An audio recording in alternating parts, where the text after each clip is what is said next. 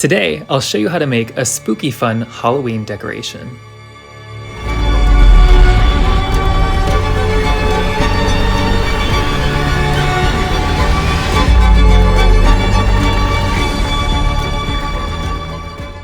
So we're going to start out with a large box. I want to keep the two largest sides, so I'm just going to carefully cut them out with a box cutter. Here are the two large sides. I'm using 2 sheets of cardboard to make the decoration more sturdy, but you could use foam board for this project if you like. After lining up the pieces of cardboard, I'm going to use painter's tape to hold them together so they stay together during the cutting process. To start out with the cat design, I'm making an arc across the top. This will be the top of the cat's head. I like to think of the design in pieces or shapes, which makes the design easier to draw out. Then I'm going to draw the ear shapes. For this project, I'm trying to use as much of the cardboard as I can to get the largest design I can. And next, I'm going to draw the jawline, angling downward toward the center of the bottom.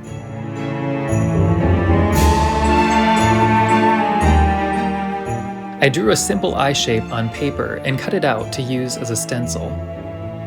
This makes it easy to get both eyes to match.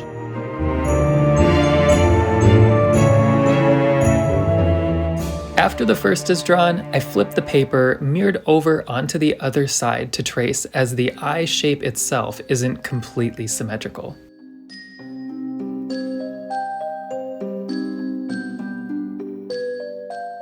Now, I know I've talked a lot about symmetry here, but really, this is a fun Halloween craft, so it does not have to be perfect. Imperfections can actually turn into character that you will love later.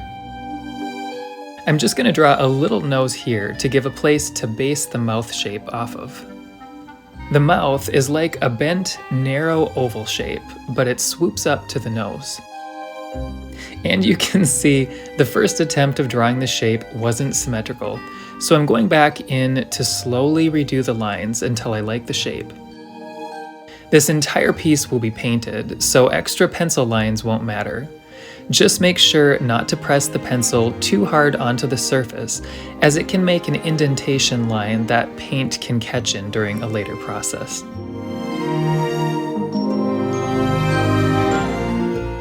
I decided to pull down the mouth shape just a little bit more.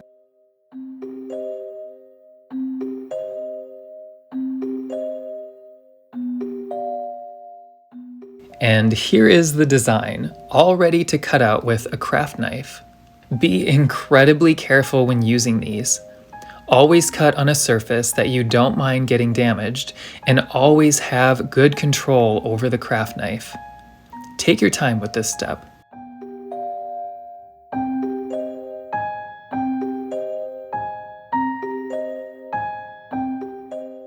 I'm actually cutting the design out over a 5-gallon bucket.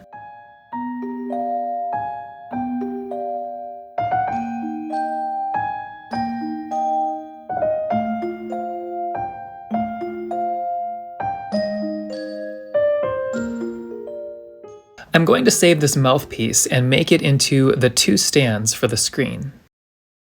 So here they are, just 2 gumdrop shaped pieces with slots to hold the cat design upright. Each one is doubled like the cat face. They will go right about here. Here it is just set together. The cat's chin should just rest on the ground.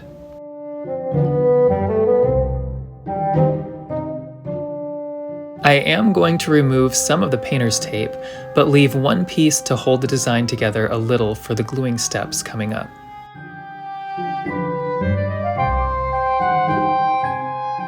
So using hot glue, I'm just applying it to the inside of the design. And then folding the other piece down and pressing them together.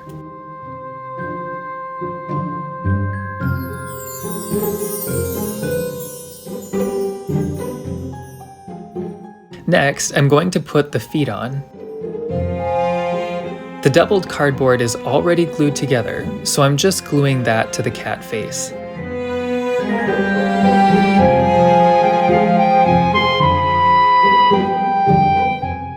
To secure it even more, I'm just tracing around the feet where it meets the cat with hot glue.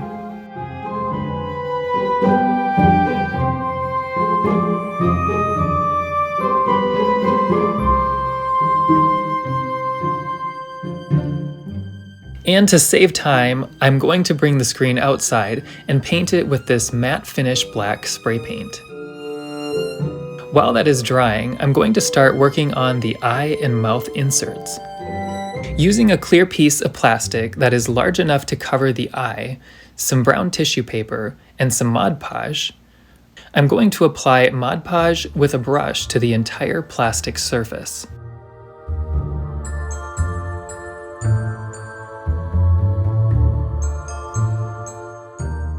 And then carefully apply the brown tissue paper to it. This will give a vintage-style base that will let light through that we can paint in a later step. Create another piece for the other eye and one for the mouth as well. It's time to start painting the cat. I'm first going to outline the eyes with white paint.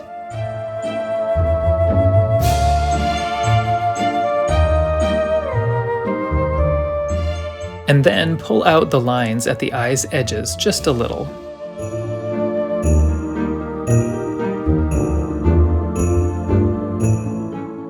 After tracing the mouth, I'm going to work on the nose shape. We'll start with a line at the top.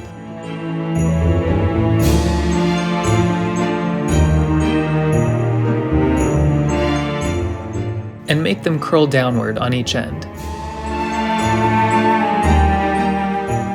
Then I'm making a little upside down triangular shape from the center to finish the nose shape.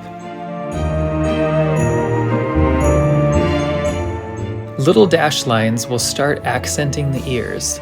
You can be artistic with this. They don't have to be perfect or all the same. Jagged lines come down to create the edge of the cat's ear.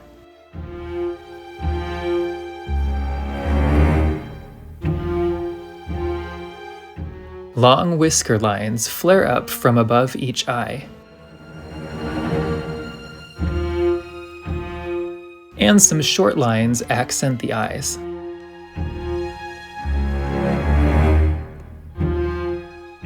Then, whiskers come out from around the nose.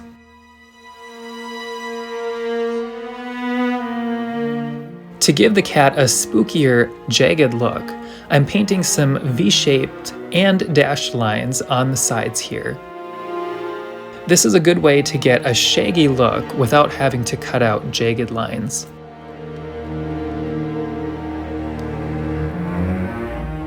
Then I'm tracing the tops of the ears and the top of the cat's head, and adding a few more accent lines. You can really keep going or stop whenever you feel you have reached a look you like.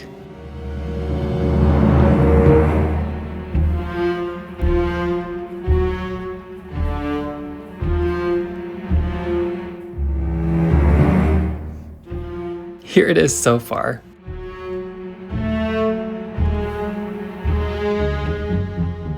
So the plastic coated with tissue curled up when it dried, but I'm just going to uncurl it and place it under the screen where each piece goes so I can trace it and know where I need to paint the design on each tissue face shape. Then, with a watered down brown paint, I'm painting faded brush strokes inward from past the outside of the trace shape towards the center. This will give it a vintage-style gradient.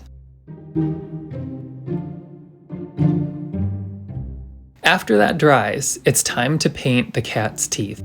2 large lines will start the design. Then 2 short lines will lean in. This will be the fangs of the cat.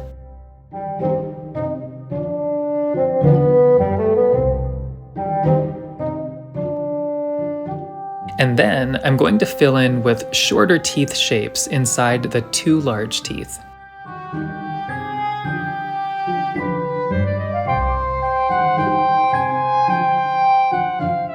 Next, just two large teeth go on the opposite side. Make sure to paint a little past your pencil lines of the shape. This will give a little wiggle room when inserting the shape into the cutout openings. And I'm just going to add a few accent lines to dress up the look. Then, working on an eye shape, I'm applying the gradient of brown again first.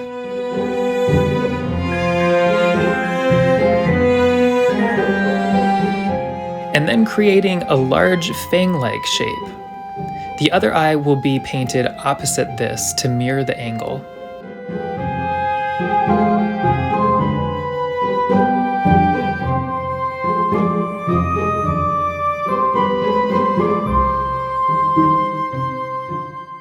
Then, I'm going to paint an accent line coming up from the center of the fang shape.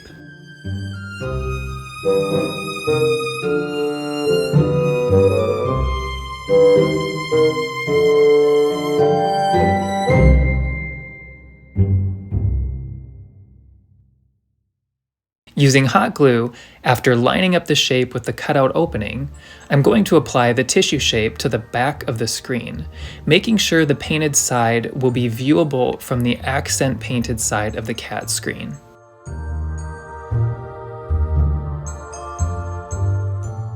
After the shapes are in, it's time to give the screen some patina to make it look a little more vintage. To do this, I'm using a mixture of water and brown paint, and just brushing it on here and there to dull the white lines and give the design a slightly dirty appearance.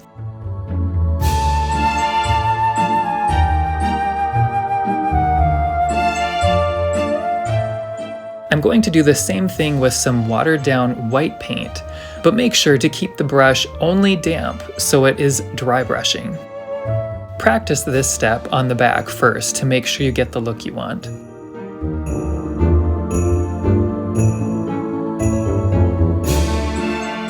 But it really does add some interest to the decoration. Once it dries, just give it a coat of clear acrylic coating in a matte finish. And before I show you the finished look, I have one more quick fun Halloween craft. To start, you'll need a glass candle holder and some cheesecloth. Apply some matte Mod Podge to the glass, and then apply some cheesecloth, pressing it to the glass, and then applying some Mod Podge in a few areas on top to help hold it to the glass.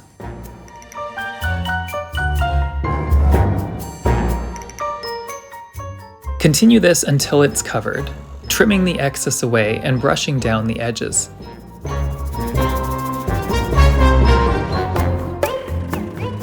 Using a half round of foam and some faux fur, apply some hot glue to the foam, and then apply the faux fur.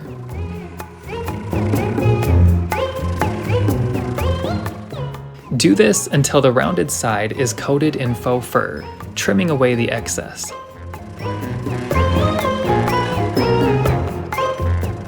Coat a half-sized foam ball with the fur too.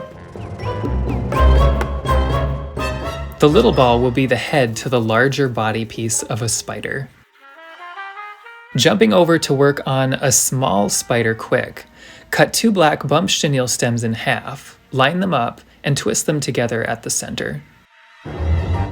Spread them out, and then hot glue a black palm to the center. Glue silver beads onto the palm to make eyes, and bend the legs upwards to make it look like it's skydiving. Then halfway down the legs, bend each leg back down. Back to the glass, using hot glue, I'm just surrounding the bottom with a strip of cheesecloth. And then jumping back to the large spider body, glue full pieces of black chenille stems to the underside, 4 pieces to create 8 legs.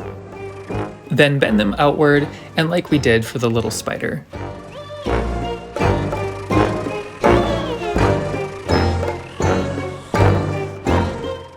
Using a lot of hot glue, Apply the body to the web-covered container, holding the head shape with it for placement. Then glue the head shape onto the container too.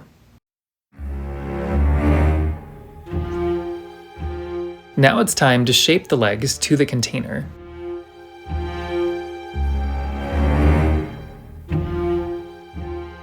I'm going to glue down the ends of some of the legs, but others I'm going to leave free. To dress up the top of the large spider, I have a U-shaped piece of black chenille that I'm going to glue right on the front of the head.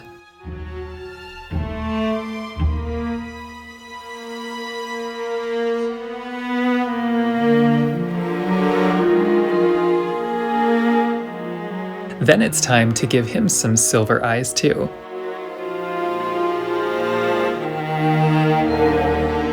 With more hot glue, add the smaller spider to the web luminary container.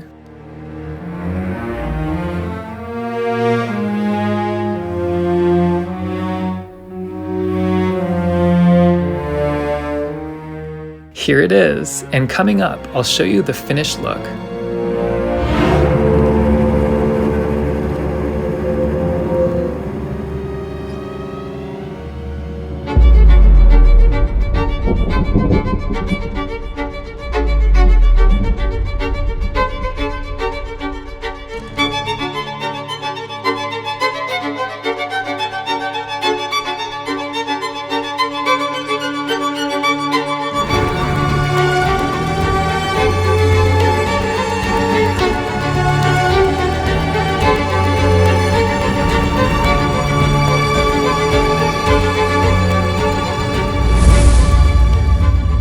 Looking for some spooky Halloween decorations and gifts? From nightlights, decorative figures, and signed books, to candy dishes, jars, and tableware, my online shop offers a variety of festive items to make your upcoming holiday full of Halloween fun. Take a browse. You never know what spooky decorations and gifts you'll find.